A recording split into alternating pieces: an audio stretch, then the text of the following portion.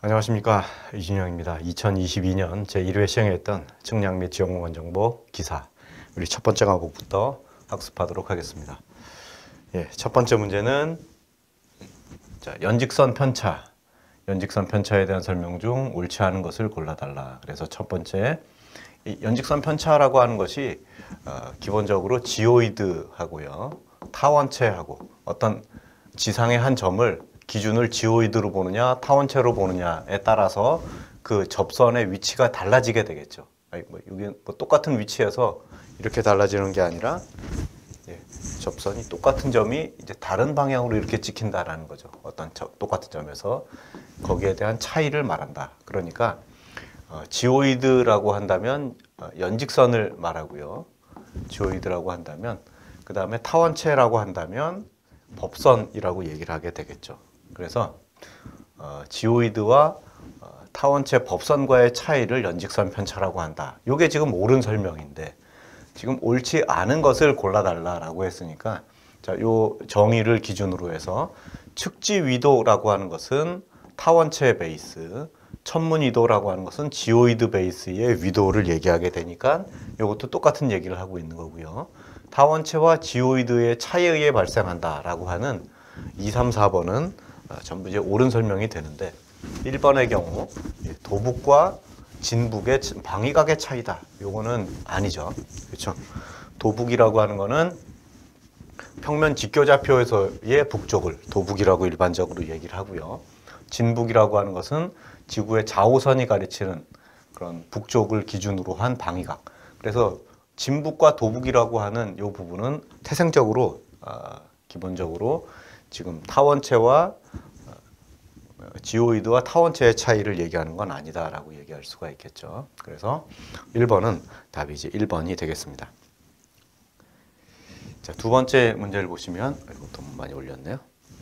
자, 두 번째 문제는 중력 보정에 대한 설명으로 옳지 않은 것은, 그래서 고도 보정이라고 하는 것은 지표상의 한 점에서 측정된 중력값을 지오이드 면상의 중력값으로 보정. 그러니까 이제 지표하고 지오이드 면하고는 그만큼의 높이 차가 발생을 하게 되겠죠.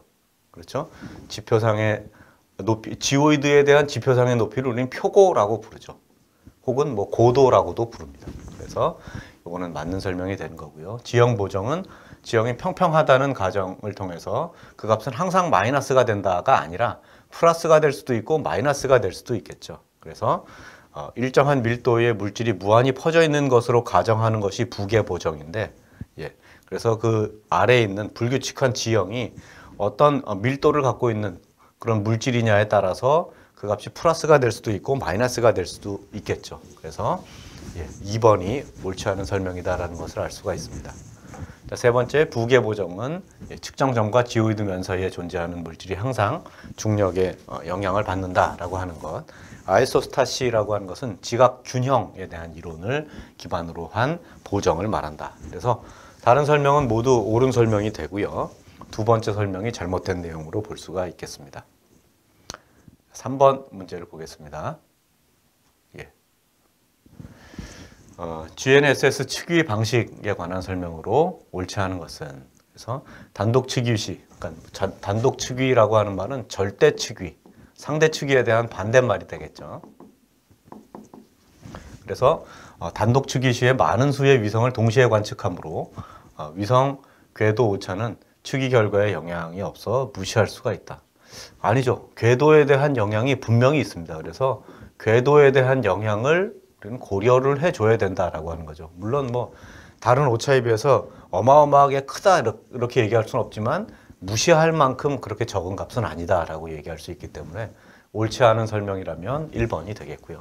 두 번째, DGPS는 상대 측위 방식의 대표격인 내용, 그런 방식이 DGPS죠. 그래서 미지점과 기지점에서 동시에 관측을 실시해서 양측점에서 관측한 정보를 모두 해석함으로 미지점의 위치를 결정한다. 그러니까 기지점에다가도 수신기를 설치하고 미지점에다가도 설치를 해서 기지점에 이미 알고 있는 x, y, z 값에다가 관측 값은 또 똑같은 XYZ를 보여주면 좋겠지만 델타 X와 델타 Y, 델타 Z 값에 어떤 오차 정보를 관측을 해서 그걸 통해 미지점의 위치 관계들을 결정한다라고 하는 것이 DGPS 방식이 되겠죠.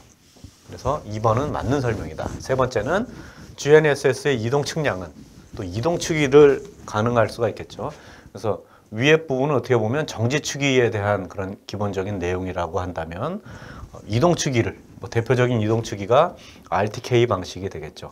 그래서 전 과정 동안 모든 수신기에 최소 4개 이상의 위성들로부터 송신되는 위성 신호를 동시에 수신해야 되고 방금 말씀드렸던 RTK는 3, 4 등의 00 삼각점에 이용할 수가 있다. 그래서 1번을 제외한 모든 내용들은 전부 이제 옳은 설명이다라고 볼 수가 있는 거죠.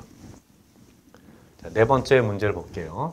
케플러 궤도 요소에 해당되지 않는 것은, 그래서 케플러의 궤도의 6요소라고 해서 장반경이나 궤도 이심률, 또 궤도의 경사각, 지금 적도면을 기준으로 해 궤도가 얼만큼 돌아가 있느냐. GPS 측량의 궤도 경사각은 어떻게 될까요? GPS 위성의 적도면에 대해서 55도 궤도 경사각을 보인다. 그래서 타원을 삐딱하게 이렇게 돈다라고 하는 거예요. 극점 위로 돌지 않는다. 그다음에 적경, 승교점의 적점, 근지점의 인수나 이각 이런 것들을 얘기할 수가 있는데 인공위성의 질량, 인공위성의 질량이라고 하면 지구의 질량 대비 인공위성의 질량은 거의 그냥 제로에 가깝죠. 물론 서로 간에 이제 인력이 작용한다라고 해서 만유 인력이 존재한다라고 얘기할 수 있지만, 그래서 달과 지구의 어떤 인력과의 관계 이런 것들은 만유 인력 상수, 태양과의 관계 이런 것들을 통해서 상수를 구하게 되지만 인공위성의 질량은 기본적으로 이제 무시하게 되는 거죠. 그래서 2번이 답이 되겠습니다. 자, 그다음에 5번. 다음 중 이론적으로 중력과 만유 인력이 같은 지점은 어떻게 되느냐. 그러니까 지금 보면 지구가 좀 극단적으로 그려보면 적도 반지름이 크고 극반지름이 작다라고 얘기할 수가 있겠죠. 왜냐하면 지구가 항상 하루에 한 바퀴씩 회전을 하는 자전이 일어나게 되기 때문에 그 자전에 의해서 원심력이 작용을 하게 되겠죠. 그리고 지구 내부로 잡아당기고 있는 그러한 인력이 또 분명히 작용을 합니다. 그러니까 인력과 원심력의 합력이 곧 중력이다. 만유 인력이다라고 얘기할 수가 있겠죠. 중력이다라고 얘기하는 거예요. 중력은 인력과 더불어서 또 원심력의 합이다. 근데 원심력은 방향이 반대 방향이죠. 인력 방향은 지구 중심 방향으로 당기는 데에 반해서 이걸 플러스라고 한다면 원심력은 마이너스 방향이다라고 얘기를 하는데 극지방에 가게 되면 어떻게 되죠? 원심력이 제로가 되겠죠. 그러니까 모든 힘은 전부 이제 인력이다라고 얘기할 수 있기 때문에 북극이 만유 인력과 중력이 동일한 그런 위치다라고 얘기할 수가 있겠습니다. 그래서 답이 4번이 되겠죠.